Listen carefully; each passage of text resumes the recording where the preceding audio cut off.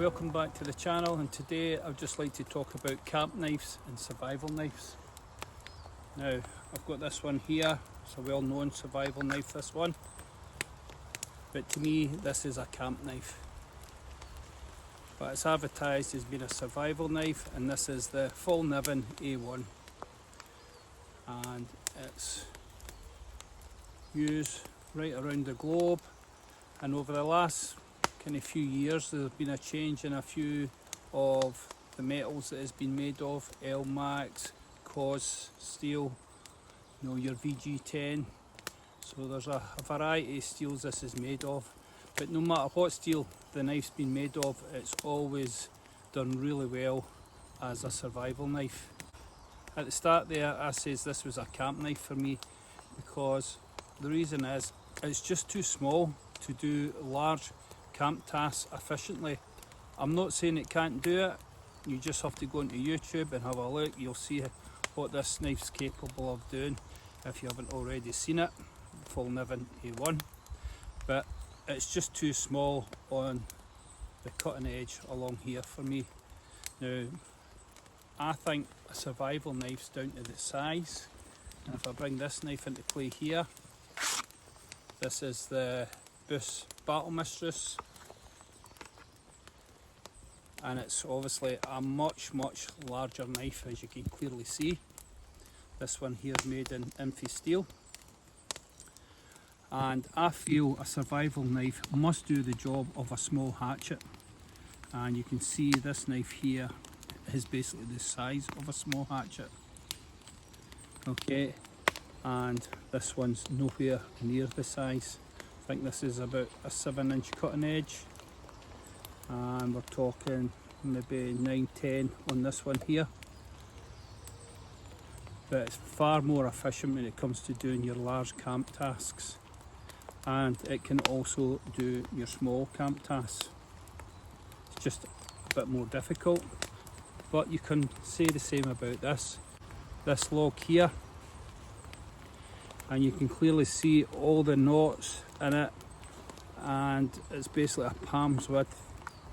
Okay, I know the Fallkniven can go through this, but I'm taking a risk with these knots of damaging my cutting edge.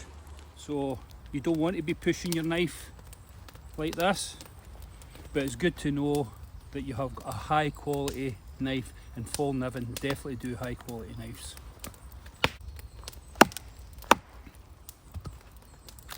There you go.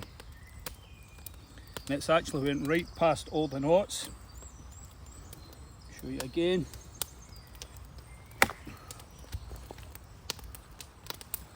And again, we'll go right through these two knots.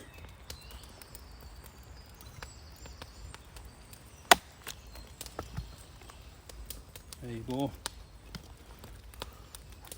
And this one.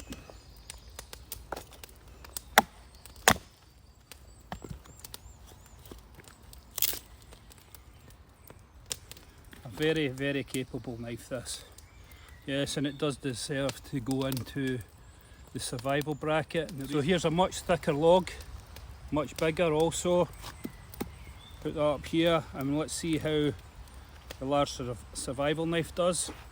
Now I'm probably going to be out of shot or out of frame for this to start with. Here we go. Hit the camera there, but there you go. That's the difference. Okay, try that again and get it to stand up.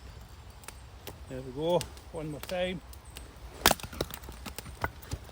Another thing I'd like to say, if size and weight's an issue for you, say you're a serving soldier, this is where a knife this size comes in, and you'll make it do what you have to do while you're out on the job.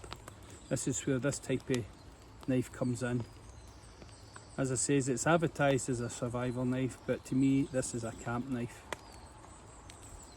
So what constitutes a camp knife for you, and what constitutes a survival knife? Put it in the comments, let me hear your feedback and what you would use. Would you rather go larger or smaller? Is weight and size an issue when it comes to packing your kit? So hence you would go into this size of blade. But when the chips are down, I would definitely be going for something like this.